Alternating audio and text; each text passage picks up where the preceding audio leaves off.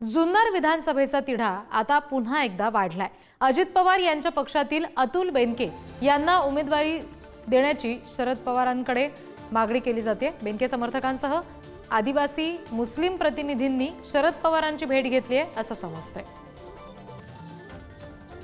पवार साहेबांवरती प्रेम करणारे इतर पक्षातील लोक जे आहेत संधी म्हणून त्याच्याकडे बघतात आणि आमच्याकडे येऊन आम्हाला संधी द्या असं म्हणतायत। या पार्श्वभूमीवरती मूळ राष्ट्रवादी काँग्रेस पक्ष हा बाहेरच्या माणसाला आयात करण्याकरता कुठे इच्छुक आहे असं दिसत नाही।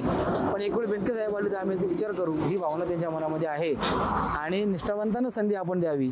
जर त्यांचं मेरिट कमी असेल तर त्यानंतरचा विचार आपण बेनके साहेबांचा करावा की प्रामुख्याने मागणी या प्रत्येक राष्ट्रवादी काँग्रेस पक्षाच्या कार्यकर्ते जे आहे ही गोष्ट लपून राहण्यासारखी नाही आणि आता ती वेळ येऊन ठेपलेली आहे।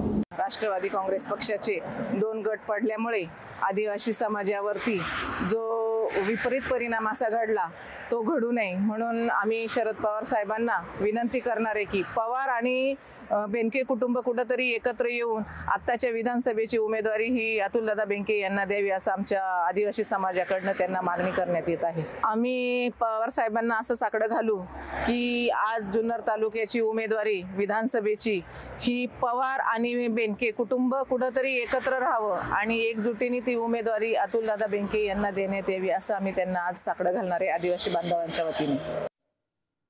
आणखी तपशील घेणार आहोत प्रतिनिधी तुषार जारेकर यांच्याकडून। तुषार, कार्यकर्त्यांची थेट मागणी आहे शरद पवारांना आम्ही साकडं घालू की बेनकेंना उमेदवारी द्या असं ते म्हणतात। काय नेमकं घडू शकतं, ही गोष्ट सत्यात उतरू शकते का?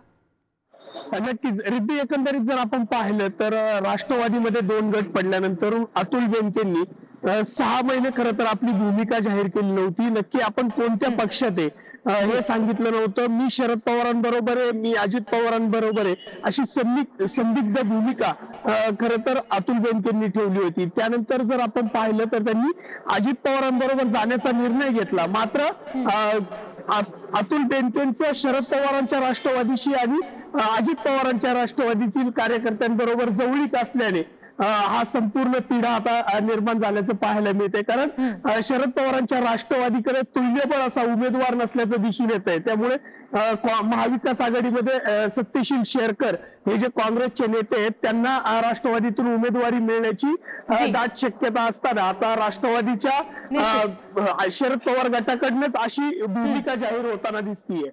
रिद्धी जी, निश्चित तुषार, धन्यवाद दिलेल्या या सगळ्या तपशिलांसाठी।